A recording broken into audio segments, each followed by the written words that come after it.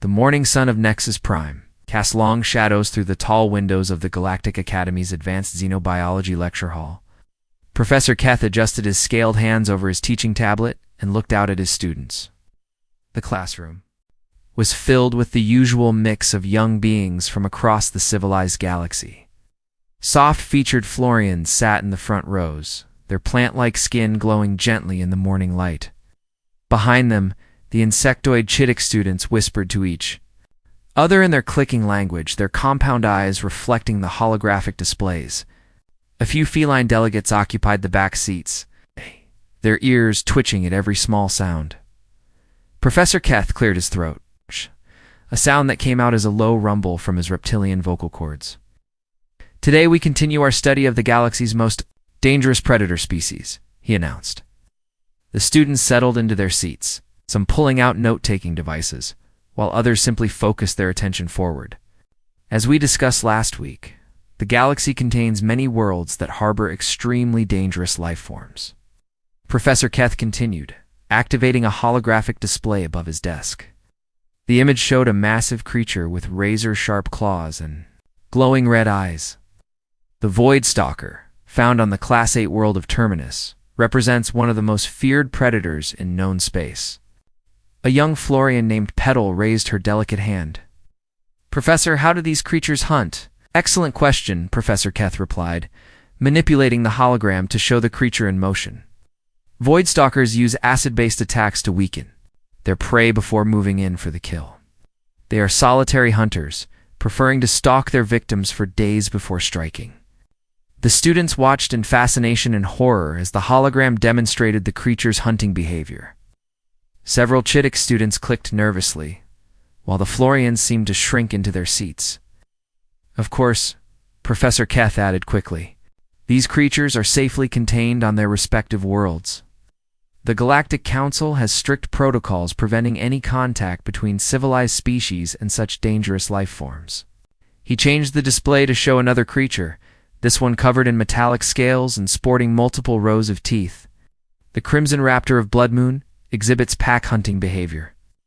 Unlike the solitary Voidstalker, these creatures work together to bring down prey much larger than themselves. A brave Chittick student raised one of its forearms. "Professor, what classification system determines how dangerous these worlds are?" "Another excellent question," Professor Keth said, pulling up a new display showing a numbered scale.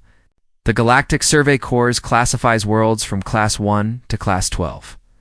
Class 1 worlds, like most of your home worlds, are garden worlds with minimal dangerous life forms. Class 2 and 3 worlds have some hazards but remain habitable for most species. As we move up the scale, the worlds become increasingly hostile." He paused dramatically. 12 worlds are considered death worlds. These planets are so dangerous, so hostile to life, that only the most extreme predators can survive. The environmental conditions alone would kill most civilized beings within hours. Nothing that could be considered intelligent or peaceful could possibly evolve on such worlds. The students nodded in understanding. This was basic galactic knowledge that every educated being learned. The universe was divided between the civilized worlds where peaceful, intelligent species developed, and the nightmare worlds where only monsters could exist.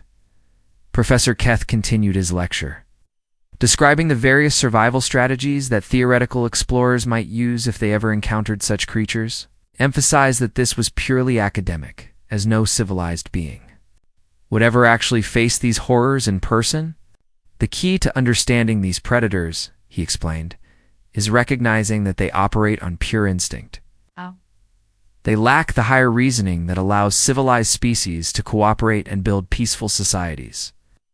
They know only hunt, kill, and survive. The class was taking notes diligently when a soft chime sounded from the classroom door. Professor Keth paused mid-sentence as the door slid open silently. A figure stepped into the room. The effect was immediate and unsettling. The newcomer was bipedal, standing roughly in the middle range of galactic species heights. Its skin appeared to be soft and unarmored, a pale color that seemed almost vulnerable under the classroom lighting. It moved with an easy confidence that seemed at odds with its apparently fragile appearance. But something about the way It moves sent alarm signals through every primitive part of the students' brains. The creature's gait was smooth and predatory, like a hunter that had never known fear. Its eyes swept the room with a casual assessment that made every student feel like they were being evaluated as potential prey. The strange being approached Professor Keth's desk and spoke in perfect galactic standard. "I apologize for being late. Professor, I had some difficulty finding the correct building." Professor Keth blinked in confusion, his reptilian brain struggling to process what he was seeing. The creature was clearly intelligent and civilized, speaking politely and showing proper respect. Yet every instinct screamed that this was a predator. Something dangerous that didn't belong in a classroom full of peaceful students, of course. Professor Keth managed, his voice slightly strained. "Please, take any available seat." The being nodded politely and looked around the classroom. Every student seemed to have unconsciously pressed themselves back in their chairs, creating more distance. The creature seemed to notice this reaction but showed no offense. Instead, it simply walked to an empty seat in the middle section and sat down with fluid grace. "Now then," Professor Keth said, trying to regain his composure. "Where were we?" "Ah, yes, the instinctual behavior patterns of Deathworld predators." But the atmosphere in the classroom had changed completely. The students were no longer focused on the holographic displays or the professor's words. Every eye kept drifting to the newcomer, who sat calmly with perfect posture, occasionally taking notes on a standard academy tablet. The contradiction was deeply unsettling. Here was a being that triggered every survival instinct the students possessed, yet it behaved exactly like any other student. It took notes, listened attentively, and even nodded thoughtfully at Professor Keth's explanations. About predator behavior, Professor Keth found himself stumbling over words he had spoken hundreds of times before. How could he lecture about the savage nature of Deathworld creatures when something that felt like a predator was sitting quietly in his classroom, displaying perfect manners and obvious intelligence? The strange being seemed completely unaware of the effect it was having on the room. It raised its hand politely when Professor Keth asked if there were any questions about the Crimson Raptor Pack hunting strategies. "Yes," Professor Keth said, his voice betraying his nervousness. "I was wondering," the creature said in a calm, measured tone, "if you have any information about the social structures that develop in pack hunting species. The coordination you described suggests a level of communication and planning that seems quite sophisticated." The question was thoughtful and academically sound, exactly the kind of inquiry Professor Keth would normally encourage. But coming from this being, it felt somehow ominous, as if a predator was asking for advice on how to hunt more effectively. "Well," Professor Keth began hesitantly, "pack coordination does require basic communication, but nothing approaching true intelligence or civilization." The newcomer nodded thoughtfully, but said nothing more. The silence stretched uncomfortably as every being in the room waited for something to happen, though none could say what they expected. Professor Keth realized that his carefully planned lecture was falling apart. The presence of this single individual had somehow transformed his orderly classroom into something tense and unpredictable. He looked at the time display and saw that class was nearly over.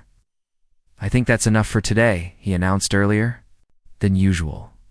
"Please review chapters 12 through 15 for next week's discussion."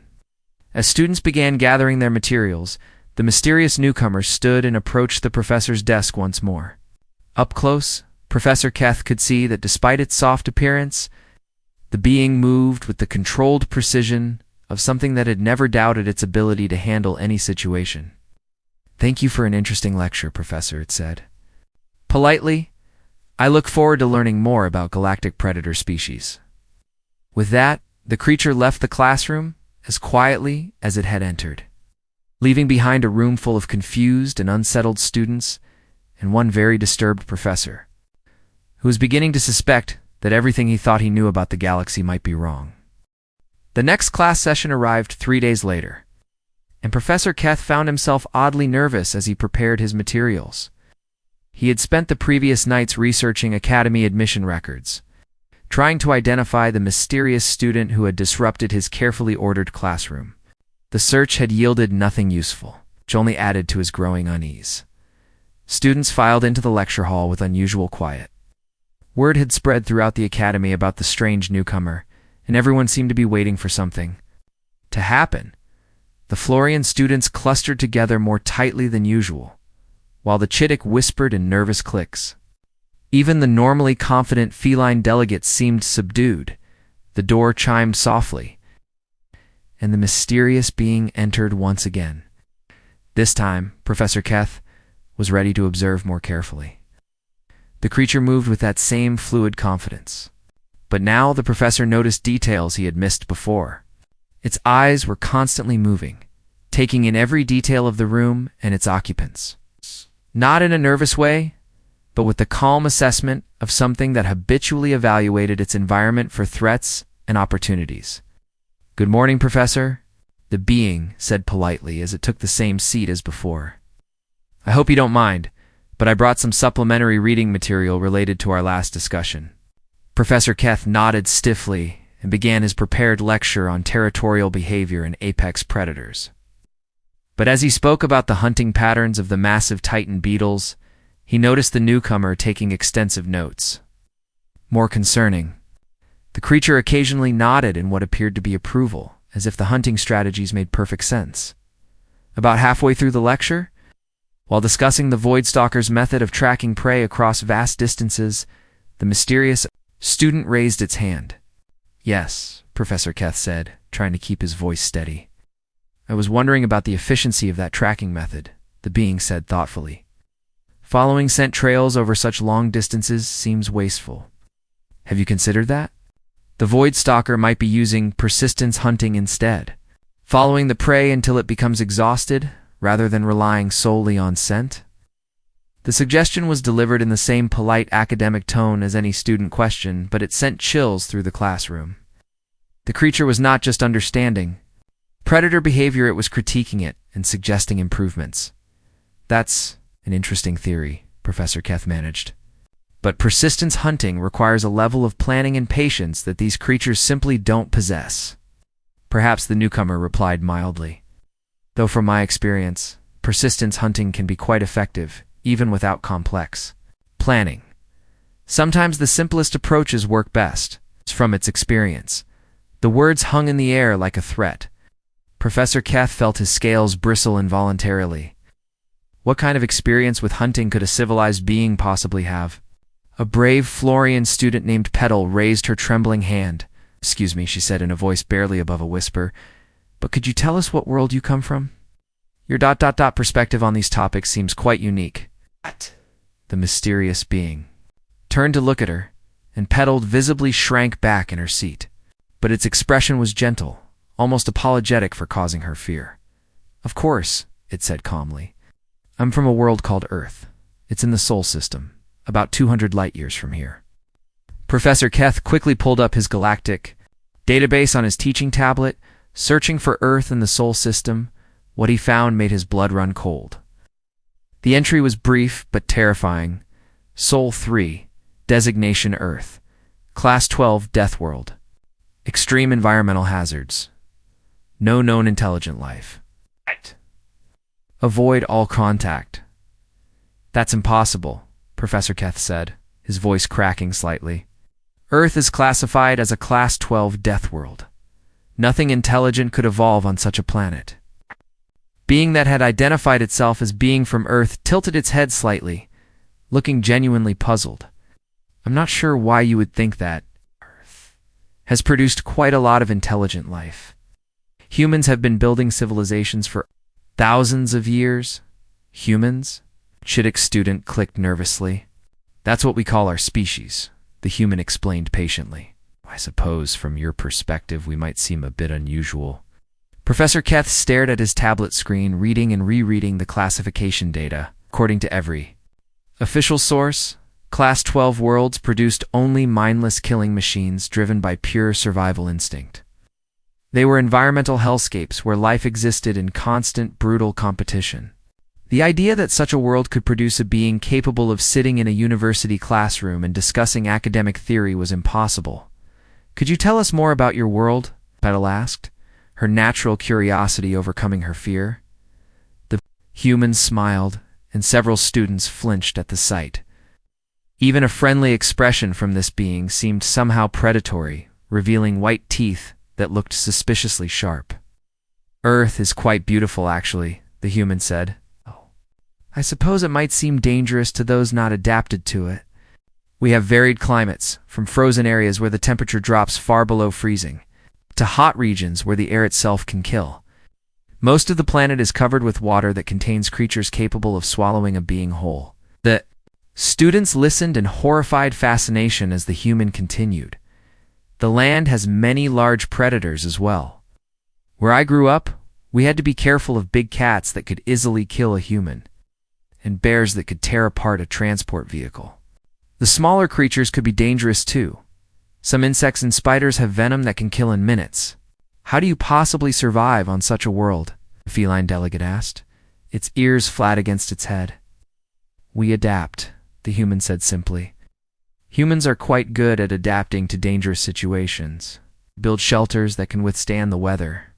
We learn to avoid or deal with dangerous animals, and we work together to solve problems." "But the classification system says Class 12 worlds only produce mindless predators," Professor Keth protested weakly. The human considered this for a moment. "I think there might be some misunderstanding in your classification system. Yes, Earth is dangerous, and yes, humans are predators. But being a predator doesn't mean being mindless. In fact, successful predators need to be quite intelligent." "Admit to being predators?" Professor Keth asked, his voice rising slightly in alarm. "Of course," the human replied, looking genuinely confused by the question. "Humans are omnivores. We eat both plants and animals. We hunt, we fish, we raise livestock for food. It's perfectly natural. It's a casual way the human discussed consuming." Other living creatures sent waves of revulsion through the herbivorous students and nervous excitement through the few carnivores present. "On Earth, humans are the apex predators," the human continued, apparently unaware of the effect its words were having. "We've learned to hunt or domesticate every major species on our planet. Even the most dangerous animals have learned to avoid." "Human settlements." A Chittick student made a sound like grinding metal. "You've conquered your entire world." "Conquered is a strong word," the human said thoughtfully. "We've learned to manage our environment effectively. We've eliminated diseases that used to kill millions of us. We've changed the course of rivers. We've even altered our planet's climate. When humans find a problem, we generally solve it."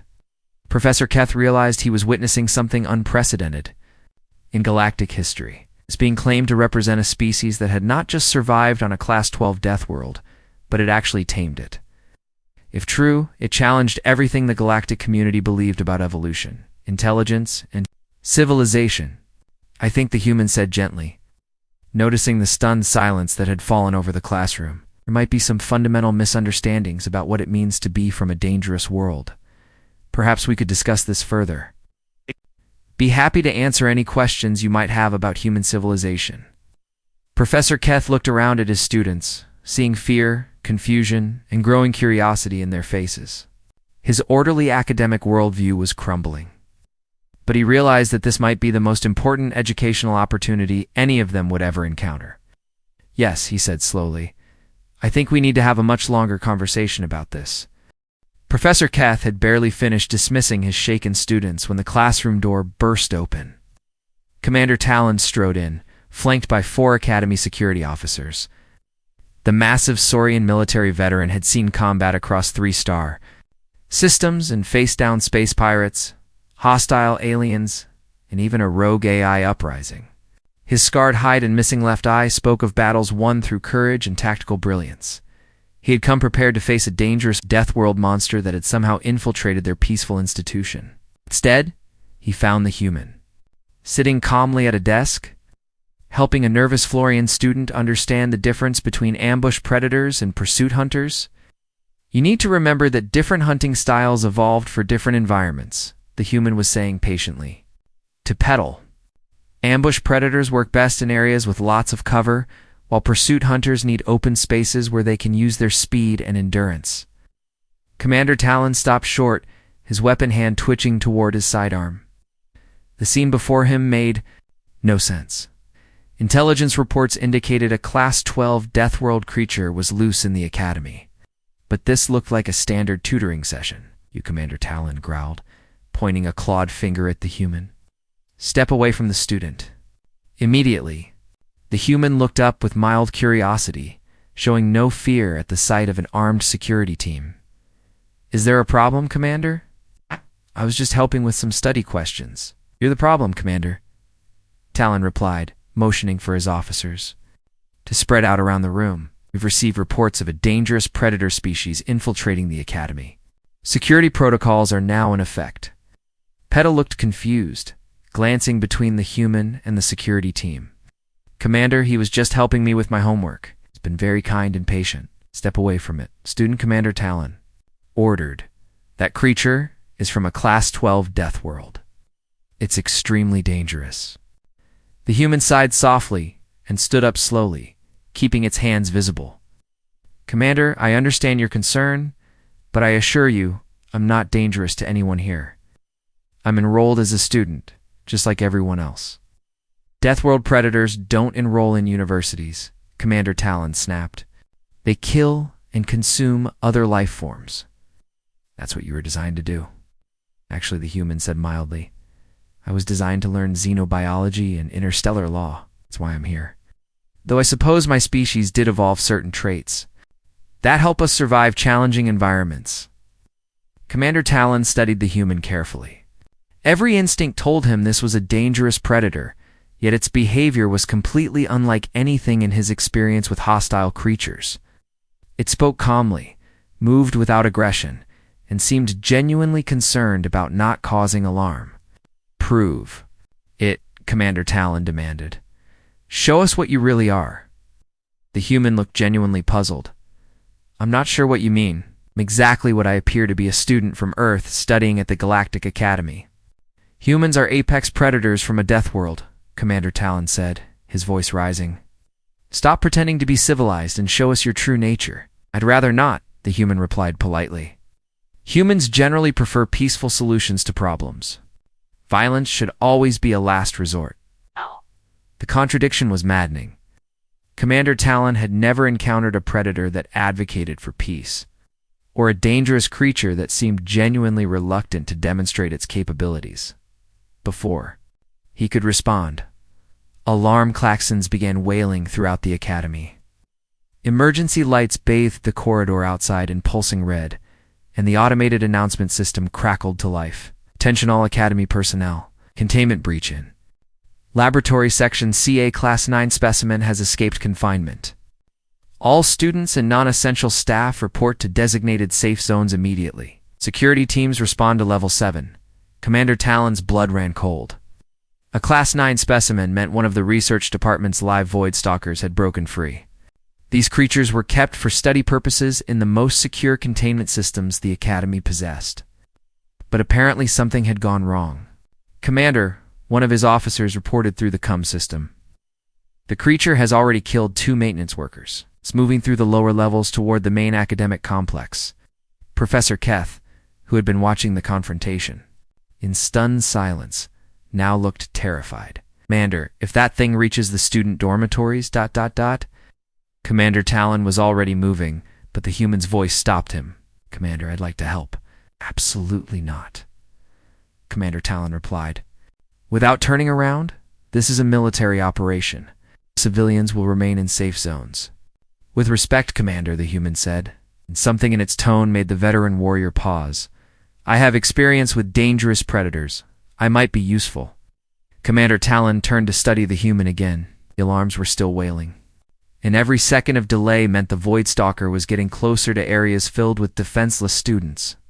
His training told him never to trust an unknown factor in combat, but his instincts suggested that this particular unknown factor might be exactly what he needed. Fine, he decided grimly. But you follow my orders exactly, and if you show any sign of being a threat, I'll put you down myself. The human nodded calmly. Understood, Commander. As they moved through the Academy's corridors toward the emergency zone, Commander Talon was surprised by how the human moved. There was no wasted motion, no unnecessary sound. It flowed through. The passage is like liquid, somehow managing to keep pace with trained soldiers while making less noise than any of them. "Tell me about void stalkers," the human said quietly as they approached the breach area. 8 feet tall, armored carapace, acid-spitting capability, and claws that can tear through ship hulls, Commander Talon replied tersely. "They hunt by scent and sound, and they feel no fear." "Why, just gathering information," the human replied. "Knowledge is always useful in dangerous situations." They reached the containment level to find chaos. Emergency lighting cast weird shadows across damaged walls, and the acrid smell of the creature's acid hung in the air.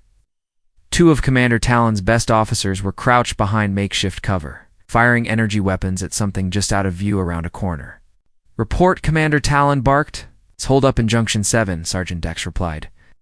"Every time we try to advance, it spits acid and forces us back. Can't get a clear shot, and it's learning our attack patterns," Commander Talon assessed the situation. The junction was a perfect defensive position for the creature, with multiple escape routes and limited approaches for his team. Tactics would require hours to dislodge it safely, time they didn't have. "What would you do?" he found himself asking the human. The human studied the area for a long moment, its eyes taking in details that Commander Talon couldn't even see. When it spoke, its voice carried a strange new quality, still calm, but with an edge of something that made the commander's spine tingle. "The creature is acting on instinct," the human said quietly. "It's found a defensible position, and it's trying to hold territory. But it's also confused and frightened. That makes it predictable." "How is that useful?" Commander Talon asked. The human looked at him directly, and for the first time, Commander Talon saw something in those alien eyes that he recognized.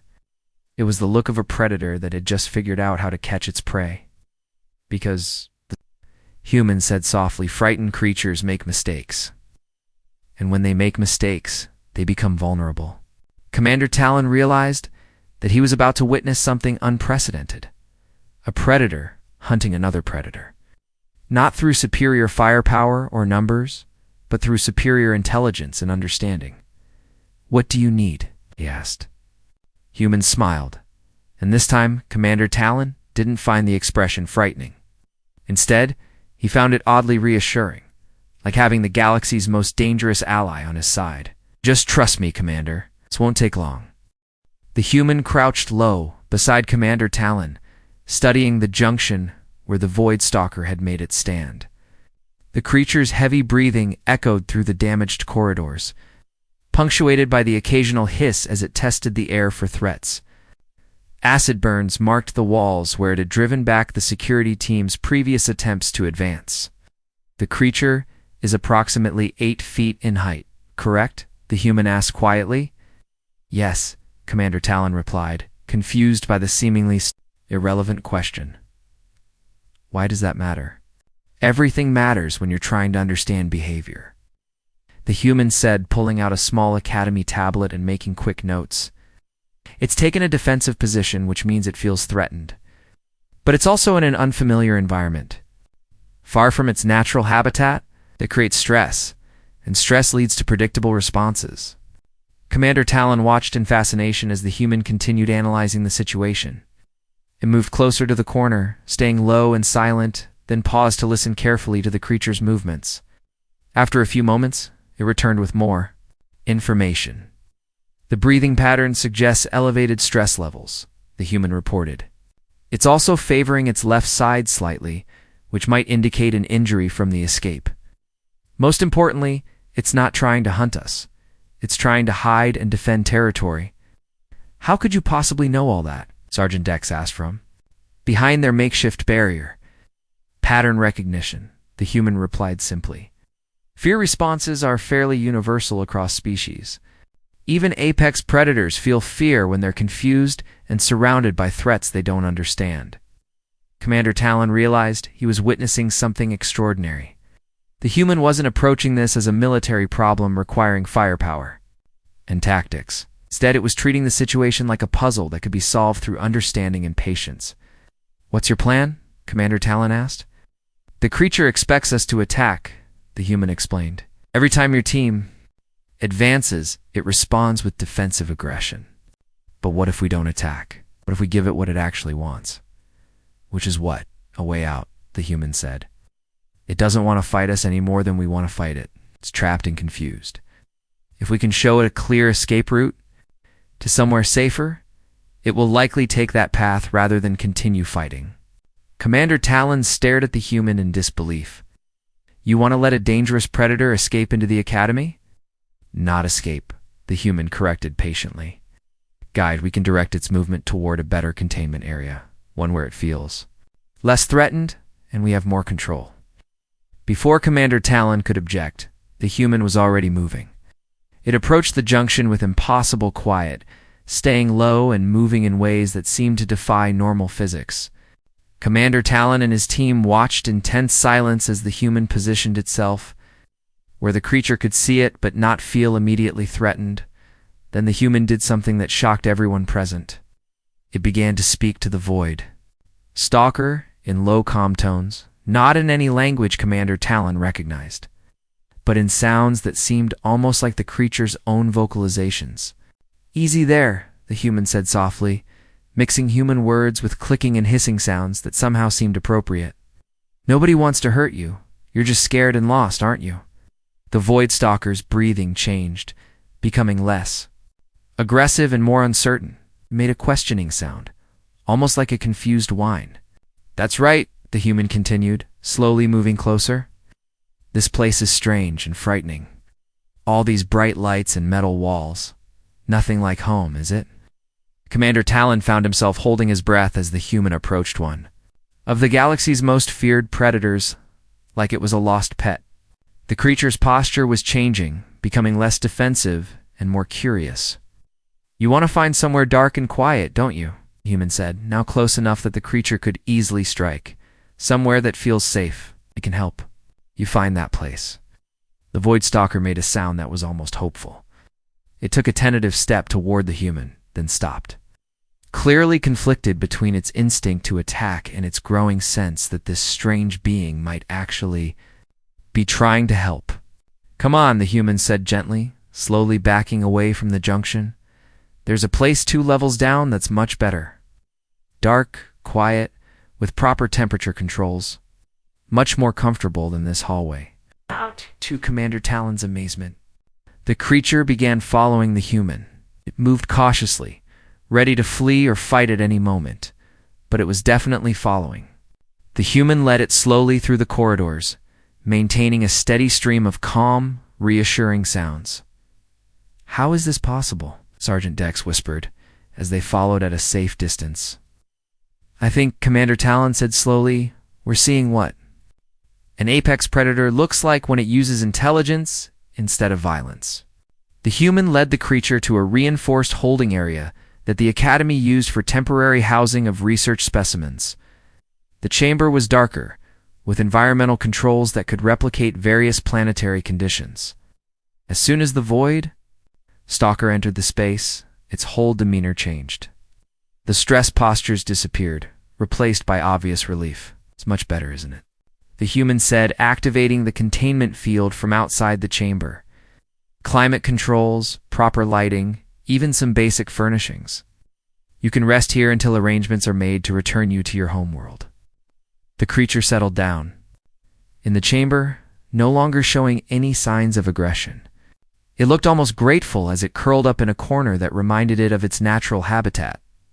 Commander Talon approached the human, his mind reeling from what he had just witnessed. How did you know that would work? Experience with frightened animals, the human replied. Fear makes creatures unpredictable, but it also makes them desperate for safety. If you can provide what they actually need instead of fighting what they think they want, most conflicts can be resolved peacefully. But you're from a death world, Commander Talon protested. You're supposed to be as dangerous as that creature. The human considered this for a moment. Being dangerous and being violent are very different things, Commander. Humans learned long ago that the most effective predators are the ones that don't need to fight. Intelligence, patience, and understanding are much more powerful than claws and teeth. Commander Talon looked at the peacefully resting void stalker, then back at the human. You could have killed it, couldn't you? If you had wanted to? Probably, the human admitted quietly. But why would I want to? That creature never chose to be here. It was frightened and confused, trapped in a situation it couldn't understand. Violence should always be the last option, not the first. They walked back through the academy corridors. Commander Talon found himself viewing the human in an entirely new light. This wasn't a monster pretending to be civilized. This was something far more complex and potentially more powerful. A predator that had evolved beyond the need for predation. A warrior that had learned that the greatest strength lay in not having to fight. Commander, the human said as they reached the main academic level, I hope this helps demonstrate that being from a dangerous world doesn't make someone dangerous to friends. Humans learned long ago that cooperation and understanding accomplish far more than conflict. Commander Talon nodded slowly, still processing everything he had witnessed. The human had not only solved a crisis that could have taken his security teams hours to resolve, but had done so without a single shot being fired or a drop of blood being shed. I think, Commander Talon said finally, I need to file a very unusual report about today's events. The human smiled that predatory smile, but now Commander Talon found it oddly comforting. I hope it's a positive review. I'd hate to have problems with my student enrollment over a simple misunderstanding. 6 months had passed since the Voidstalker incident, and the academy had quietly settled into a new normal. The morning sun cast familiar shadows through the windows of the advanced xenobiology lecture hall. But the atmosphere was completely different from that first day when Marcus had walked through the door. Professor Keth stood at his teaching station, looking out at a classroom that buzzed with energy and excitement. The same students were there, Petal and her fellow Florians. The clicking Chittick students, the feline delegates, but their posture and expressions had changed dramatically. Where once they had sat in nervous clusters, separated by species and comfort zones, they now mixed freely throughout the room. Marcus sat in his usual spot in the middle section, but he was no longer alone. Petal occupied the seat beside him, no longer afraid, but genuinely interested in his perspectives on survival and adaptation. A young Chittick named Click sat on his other side, taking notes as Marcus quietly explained something about pack hunting strategies. Even Rex, one of the more aggressive feline students, had moved up from the back row to join the discussion group that had formed around the human. Today we're concluding our expanded course on applied survival psychology, Professor Keth announced, and several students straightened with anticipation. The course had evolved far beyond its original scope, transforming from a simple catalog of dangerous creatures into a comprehensive study of adaptation, intelligence, and cooperation across species. 6 months ago I taught you that Class 12? Deathworlds produced only mindless killing machines. Professor Keth continued, glancing at Marcus with something that might have been embarrassment. I told you that intelligence and civilization could only develop in peaceful, safe environments. I was wrong about many things. Marcus raised his hand politely. Professor, you weren't entirely wrong. Your original information was accurate based on the data available. It's just that the galaxy is larger and more complex than anyone realized. Professor Keth smiled, still amazed by the human's consistent politeness and willingness to find the positive in any situation. Thank you, Marcus. That brings us to today's topic, the revelation that intelligence and cooperation can develop along many different evolutionary paths. Click raised one of her forearms. Professor, could you explain again how humans developed cooperation while remaining predators? It still seems contradictory to me, Marcus answered, before Professor Keth could respond. It's actually quite logical. Click. Successful predators need to be intelligent. And intelligent beings eventually realize that cooperation accomplishes more than competition. Early humans discovered that working together made them better hunters, better survivors, and eventually better thinkers. But how did you overcome the aggressive instincts? Petal asked, her plant-like features bright with curiosity. Predatory species are supposed to be violent and territorial. We channeled those instincts differently, Marcus explained patiently. Instead of fighting each other, we fought problems. Instead of competing for territory, we explored new territories. Instead of hunting other humans, we hunted solutions to challenges that seemed impossible. Rex leaned forward, his feline features intense with interest. Is that why humans are so good at crisis situations? You treat problems like prey? Marcus considered this thoughtfully. That's actually a very insightful way to put it. When humans encounter a problem, we do tend to approach it like hunters. Study it, understand its patterns, find its weaknesses. And then we pursue solutions with the same persistence our ancestors used to hunt food. Professor Keth nodded approvingly. This kind of cross-species discussion would have been impossible before Marcus's arrival.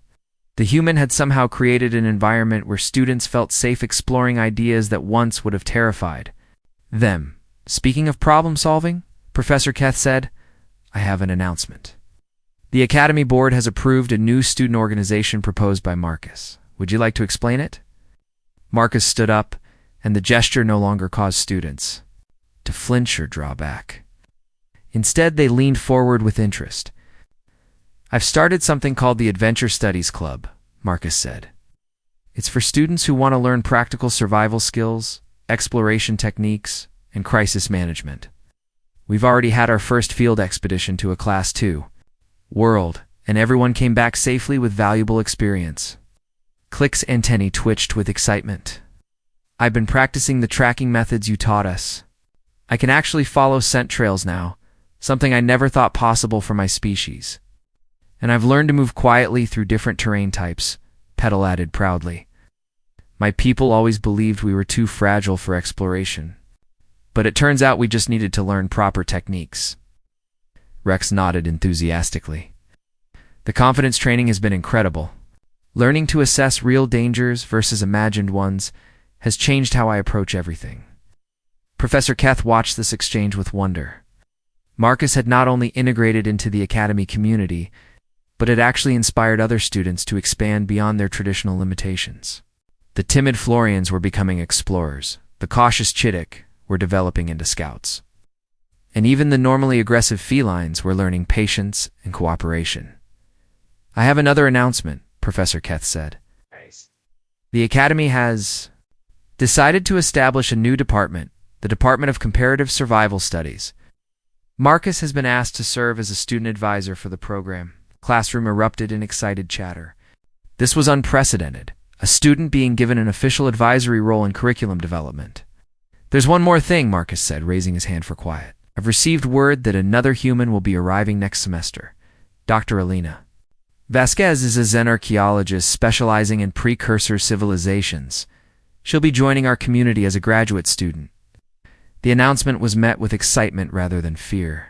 Students immediately began asking questions about what new perspectives another human might bring, what they could learn from someone with different expertise, and whether Dr. Vasquez might be interested in joining the Adventure Studies Club. The classroom door chimed softly, and Commander Talon entered.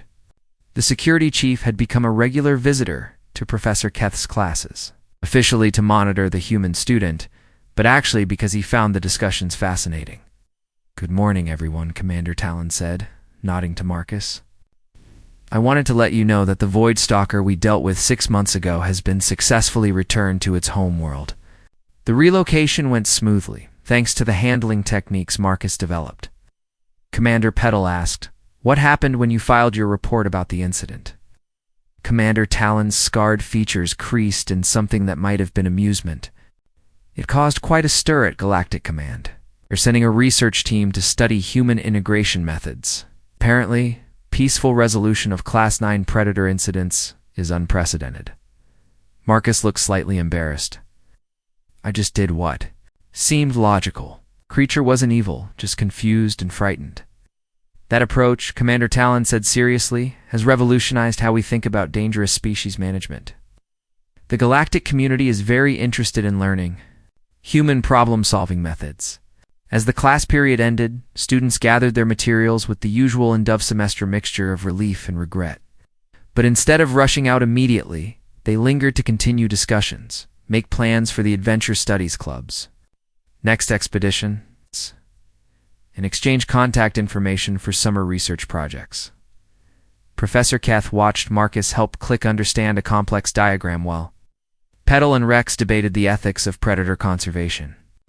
6 months ago, such a scene would have been unimaginable. The presence of a single human had transformed not just his classroom, but the entire academy's understanding of what it meant to be civilized. Marcus, Professor Keth, called as the human, prepared to leave. Thank you for everything you've taught us. Marcus looked genuinely puzzled. I haven't taught you anything, Professor.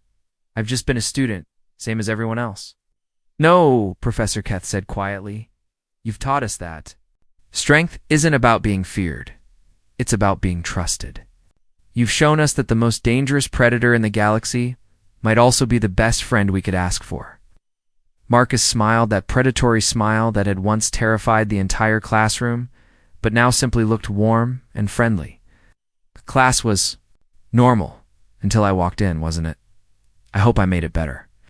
Professor Keth looked around his transformed classroom, filled with confident students planning adventures and solving problems together. Much better, Marcus. Much better indeed.